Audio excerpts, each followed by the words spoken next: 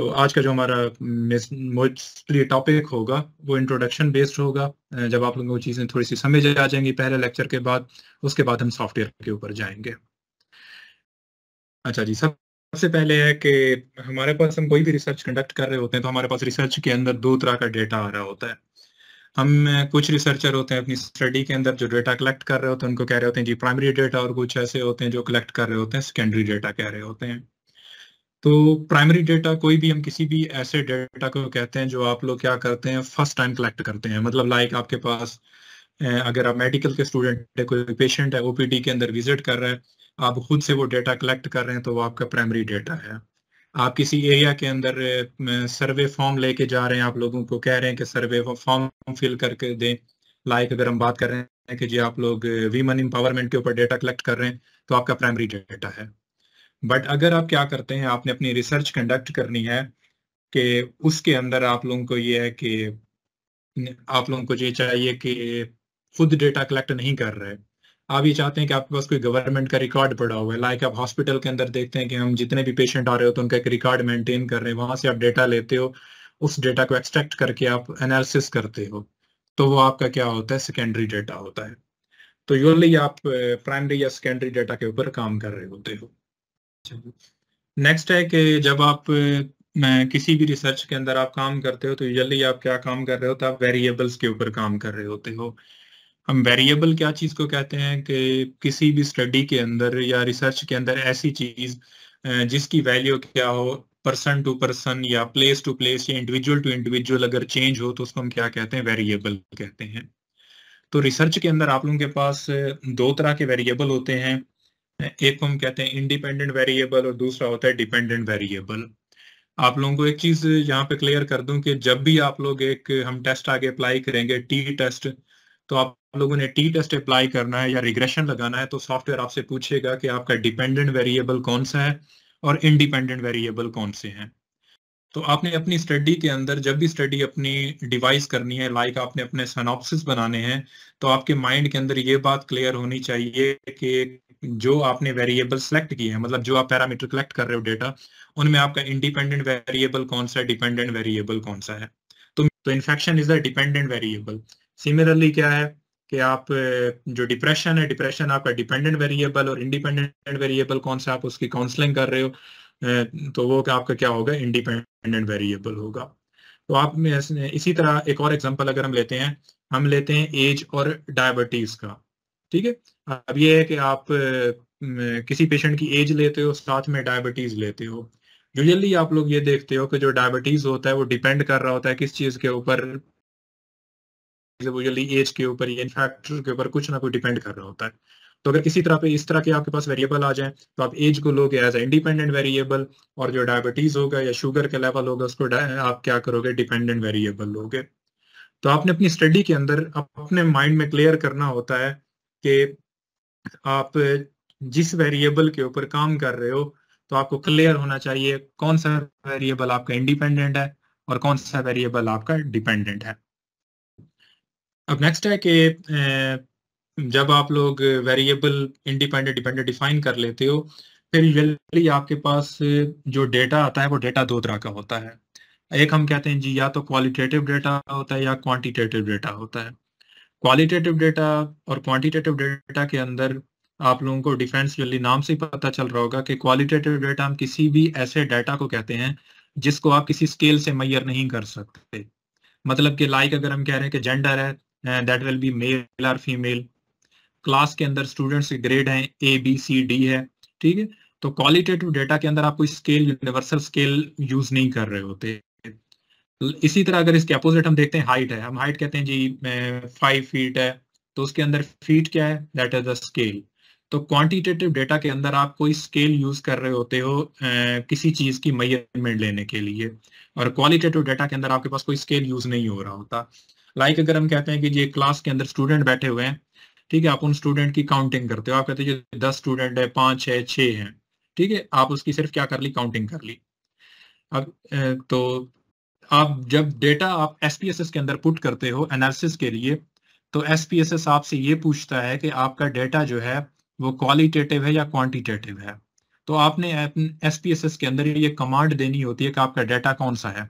Like अगर आप as put कर रहे हो, मैं अगर बात करता हूँ, एक एज है पेशेंट की, या आपके पास कोई भी आप जिसका रेस्पॉन्स आप कलेक्ट कर रहे हो सैंपल की 25 ईयर एज है, तो आप एज को मेजर करने के लिए आप पेयर स्केल यूज कर रहे हो, तो आप क्या करोगे, आप उसको क्वांटिटेटिव डेटा सेलेक्ट करोगे। इसी तरह अगर आप क्या कर रहे हैं कि आप डेटा कलेक्ट कर रहे हो इंडिविजुअल्स का, उनका जेंडर का पुट करना है, तो जेंडर क्या है, जेंडर को मेजर करने के लिए कोई स्केल यूज नहीं होता, इधर इट विल बी मेल और फीमेल।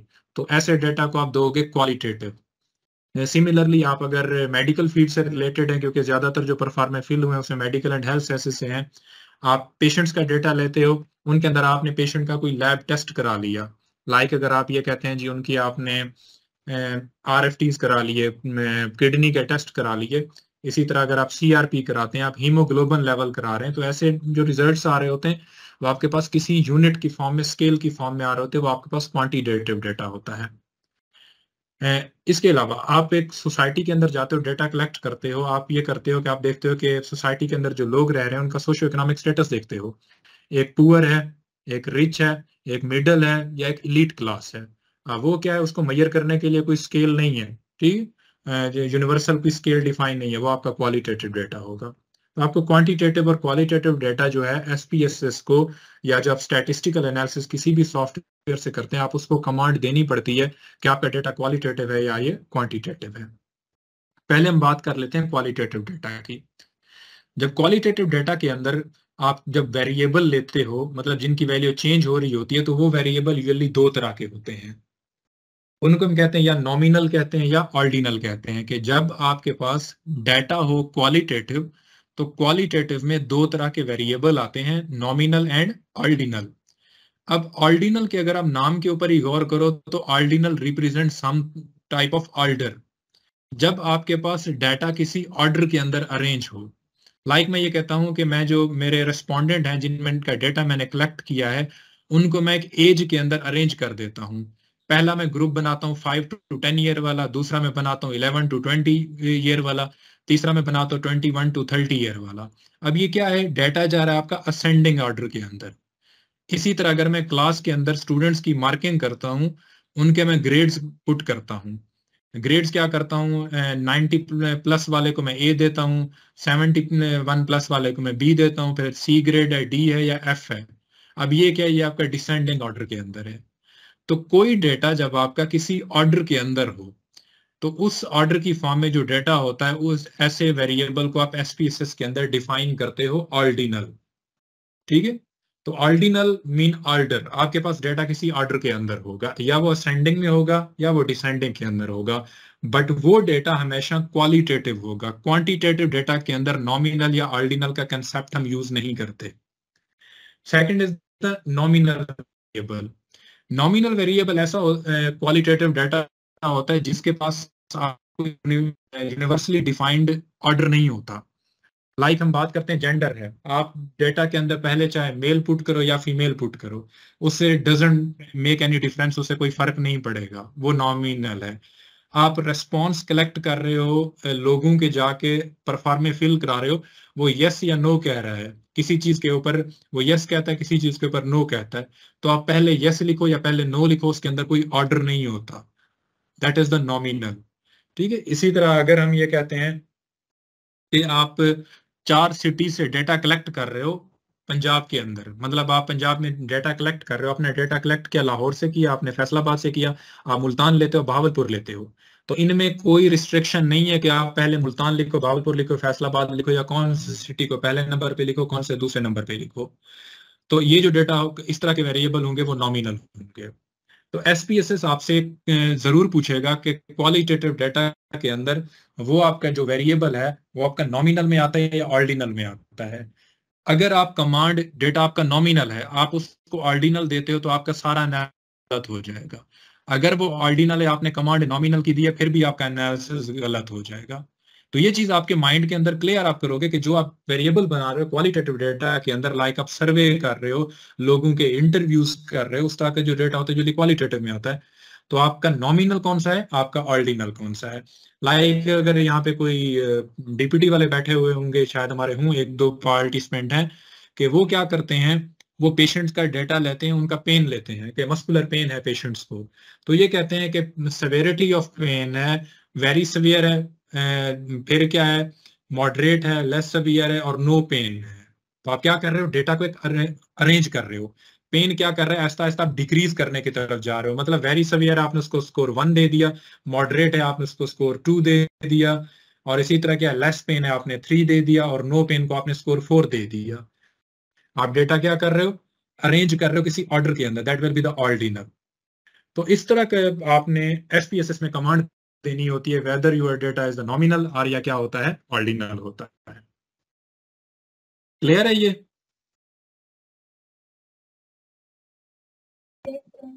Yes sir. अच्छा जी, अब है कि क्वालिटेटिव, नेक्स्ट है क्वांटिटेटिव डेटा। मैं आप लोगों को ये तकरीबन क्लियर कर चुका हूँ कि अब जिस डेटा को कलेक्ट करने के लिए हम क्या करते हैं, कोई स्केल यूज करते हैं मेजरमेंट के लिए, लाइक हाइट है, लाइक एज है। इसी तरह अगर आप क्या कर रहे हैं, कोई ब्लड के अंदर पैरामीटर चेक कर रहे हैं, इस तरह का जो डेटा होता है, that will be the quantitative data. अब क्वांटिटेटिव डेटा के अंदर जब आप अपनी रिसर्च कर रहे होते हो तो आप यूजली क्या करते हो, सबसे पहले हम क्या करते हैं, डेटा कलेक्ट करते हैं। कलेक्शन के बाद हम डेटा की क्या करते हैं, एनालिसिस करते हैं, और उस एनालिसिस के बाद उन एनालिसिस में से हम क्या करते हैं, कंक्लूजन निकालते हैं। ये यूजली रिसर्च का पैटर्न होता है कि डेटा कलेक्ट करके हम उसको एनालाइज करेंगे, एनालाइज करने के बाद कंक्लूजन की तरफ जाएंगे। जब हम एसपीएसएस स्टार्ट करेंगे तो आप लोग यही देखोगे, पहले हम डेटा पुट करेंगे, उसके बाद उसका एनालिसिस करेंगे, हम उसकी क्या करेंगे, इंटरप्रिटेशन करेंगे कि उस डेटा में से हमने रिजल्ट क्या निकाला है।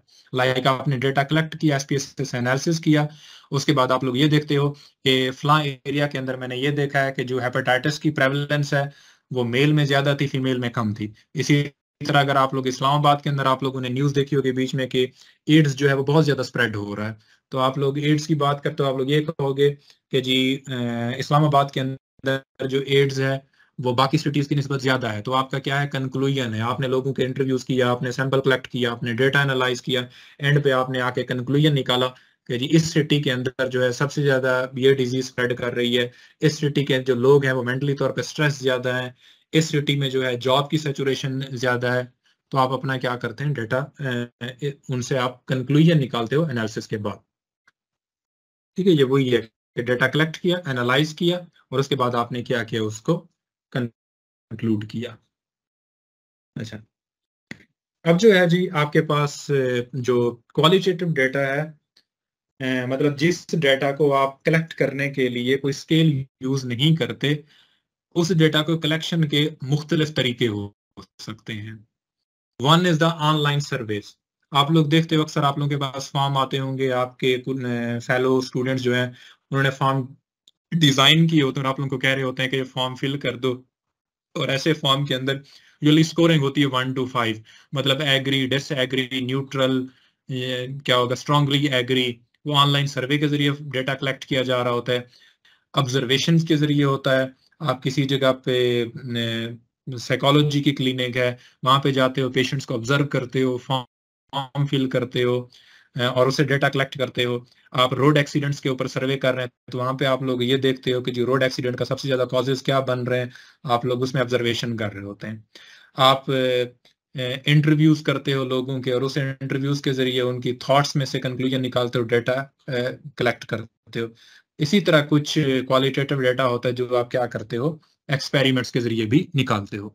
अब तो मुख्तलिफ ये टेक्निक है जिनके जरिए आप क्या करते हो, क्वालिटेटिव डेटा कलेक्ट करते हो। अच्छा, जब आप डेटा कलेक्ट कर रहे होते हो तो उसमें आप कुछ टर्म हम यूज करते हैं, सैम्पलिंग मेथड। कि आप डेटा कलेक्ट कर रहे हो तो कौन सी आप टेक्निक यूज कर रहे हो, यूजली आपके सिनॉप्सिस के अंदर भी लिखा होता है कि मेरा जो सैम्पलिंग टेक्निक है वो कौन सी है। तो मैंने यहाँ पे ब्रॉड सी सिर्फ मेन 3 लिखी हैं, स्ट्रेटिफाइड, पहली है रैंडम सैम्पलिंग, दूसरी है स्ट्रेटिफाइड, तीसरी है पर्पजेस सैम्पलिंग। रैंडम सैम्पलिंग क्या होती है, रैंडम सैम्पलिंग ये है कि सपोज आपने इस्लामाबाद के अंदर सैंपल कलेक्ट करने और ये चेक करना है कि इस्लामाबाद के लोगों के अंदर एड्स या हेपेटाइटिस कितना है, या मेंटल डिप्रेशन कितना है, या आप डिसेबिलिटी चेक करना चाह रहे हो, या आप लोग ये चेक करने चाह रहे हो कि कितने लोग हैं जिनके बाइक्स के रोड एक्सीडेंट होते हैं, कितने लोग हैं जिनके कार के ऊपर रोड एक्सीडेंट होते हैं।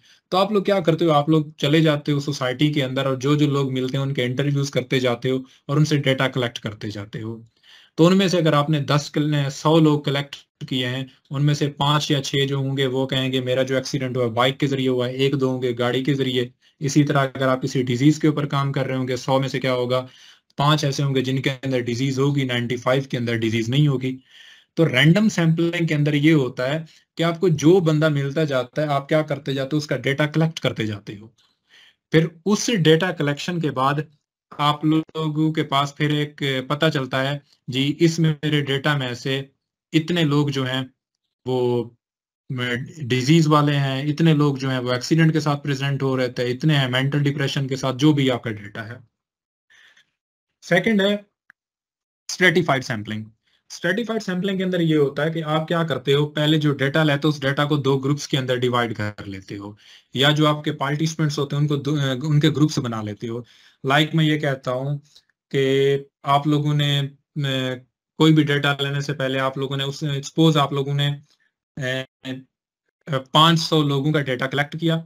उस 500 लोगों के डेटा को आपने क्या कर दिया, 2 ग्रुप्स बना दिया, 250 का एक ग्रुप बना दिया, 250 का दूसरा बना दिया।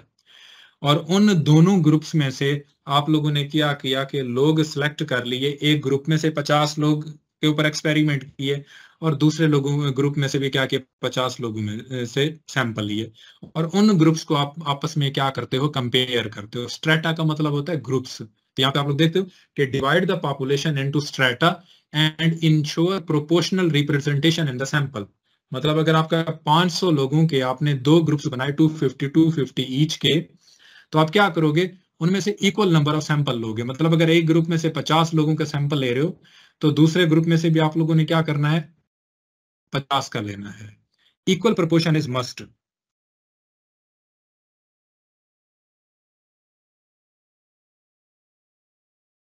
क्लियर है यहां तक?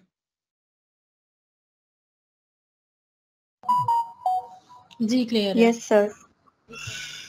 नेक्स्ट है पर्पस सैम्पलिंग।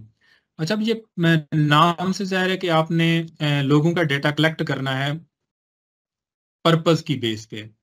मतलब क्या कि आप सिर्फ वो लोग सिलेक्ट करोगे जो आपका टारगेट होंगे।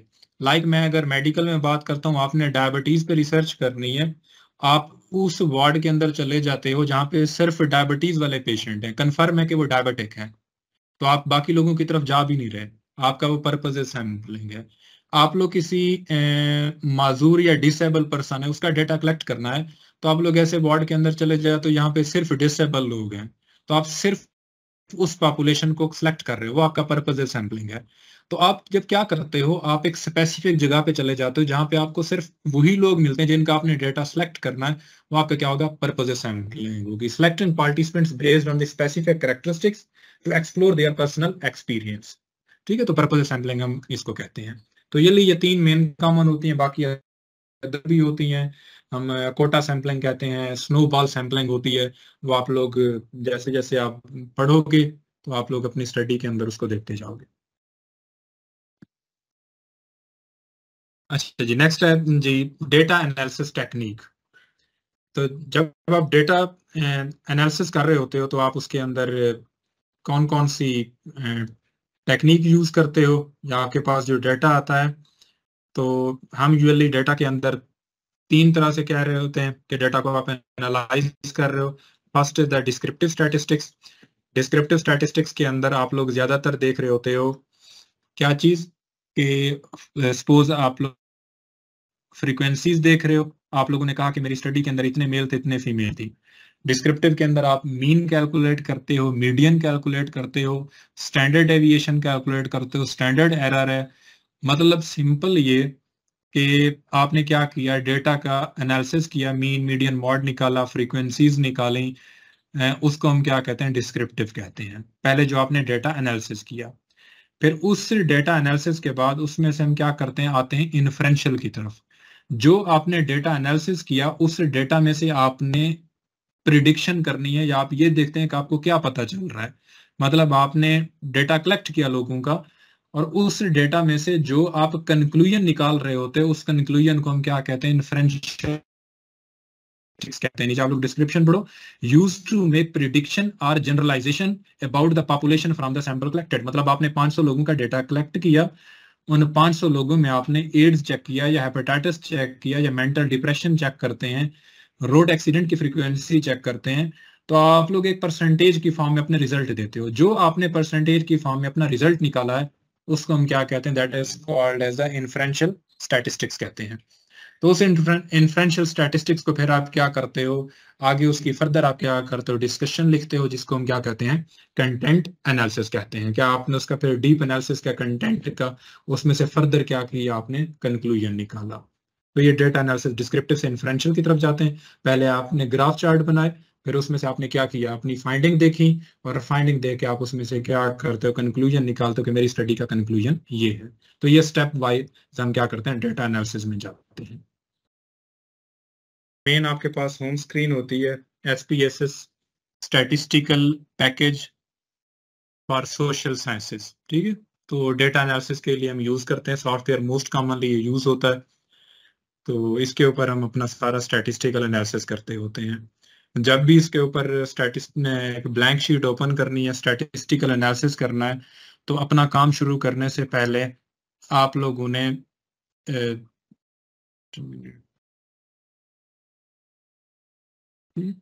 तो आप लोगों ने अपना काम शुरू करने से पहले क्या कर लेना है कि अपनी फाइल के अंदर जाके जो आपकी फाइल है इसको आप लोगों ने क्या करना है, किसी ना किसी जगह के ऊपर आप लोगों ने इसको सेव कर लेना है, ठीक है। तो यहाँ पे अगर आप लोग अपना डाटा सेव नहीं करोगे तो फिर क्या होगा कि आप लोग काम करते रहोगे, एंड पे वही होगा कि आप लोगों ने सारा काम कर लिया होगा तो आपके पास कुछ सेव नहीं हो। क्योंकि अभी मेरे पास ब्लैंक है तो सेव एज का ऑप्शन एक्टिव नहीं हुआ। मैं इसके ऊपर जैसे काम करूंगा सेव एज का ऑप्शन एक्टिव हो जाएगा। तो पहला वर्ड ही अगर एंटर करते हो तो उसके बाद आपने अपनी फाइल को सबसे पहले सेव कर लेना है, उसके बाद काम करते रहो, कंट्रोल एस प्रेस करते रहो ताकि आपका डेटा सेव होता रहे। अच्छा, अब यहाँ के ऊपर जब आप SPSS के ऊपर आप आते हो तो SPSS के ऊपर ये है कि आपके पास होम स्क्रीन के ऊपर दो विंडोज आपको शो होती हैं। आप लोग नीचे लेफ्ट साइड पे देखते हो, one is the data view, other is the variable view, ठीक है। तो ये दो विंडो आपको शो हो रही होती हैं। आप इस ब्लैंक डॉक्यूमेंट के ऊपर सबसे पहले आपने क्या करना है कि SPSS शीट के अंदर आपने SPSS को बताना है कि मैं किन वेरिएबल्स के ऊपर काम किया है मैंने। मतलब आपका एक क्वेश्चन आ रहा है, आपके उसके अंदर 50 क्वेश्चन आपने लोगों से पूछे हैं, इंटरव्यूज कंडक्ट किए हैं, तो उसमें आप लोगों ने कौन कौन से क्वेश्चन पूछे हैं, वो क्वेश्चन आप इसको क्या करोगे, पहले इसको एक फीडिंग दोगे। मतलब आप इसको अपने वेरिएबल बताओगे कि वेरिएबल मेरे कौन कौन से हैं। जब आप लोग वो वेरिएबल इसको इंसर्ट कर लेते हो वेरिएबल व्यू के अंदर, फिर आप जाते हो डाटा व्यू के ऊपर, और डाटा व्यू के अंदर आप लोग क्या करते हो, फिर अपने उन पेशेंट्स का या सैंपल्स का डाटा या जो इंटरव्यूज आप लोगों ने कंडक्ट कर किए होते हैं वो आप लोग फिर क्या करते हो, एंटर करना शुरू कर देते हो। तो अब हम जाते हैं वेरिएबल व्यू के अंदर। तो वेरिएबल व्यू के अंदर यहाँ पे आप लोग देख सकते हो कि फर्स्ट नेम है, टाइप है, width, decimal, label, values, missing, column, align, measure and role. मेरा इरादा यही था कि मैं आप लोगों को शीट बनाना आज सिखाऊं, बट हमारे जो लाहौर के पार्टिसिपेंट्स हैं वो मैसेज कर रहे हैं कि वहाँ पे कोई नेट का इशू आ रहा है लाहौर के अंदर, डोंट नो क्या है। तो हमारा जो इंट्रोडक्टरी लेक्चर था डाटा वाला, इसकी रिकॉर्डिंग की आपको मिल जाएगी इसी मीटिंग के अंदर, ये एक्सेस पड़ी हुई है ड्राइव के ऊपर, मैं अपलोड कर दूंगा। आप इसको अगर एक दफ़ा दोबारा सुनना चाहो तो सुन लो। तो उन लोगों की खातिर हम फिर ये वाली जो शीट बनाना है, क्योंकि मेन काम हमारा यहाँ से शुरू होता है, जिसको शीट बनाना आ गई वो आगे एनालिसिस करना भी आ जाएगा। तो अगर हम इसको आज यहीं तक रोक लें तो फिर किसी को कोई इशू तो नहीं है? No sir. नहीं, ठीक है। ठीक है, तो आप लोगों ने एक काम करना है कि मैंने आप लोगों को ये जो सैम्पलिंग टेक्निक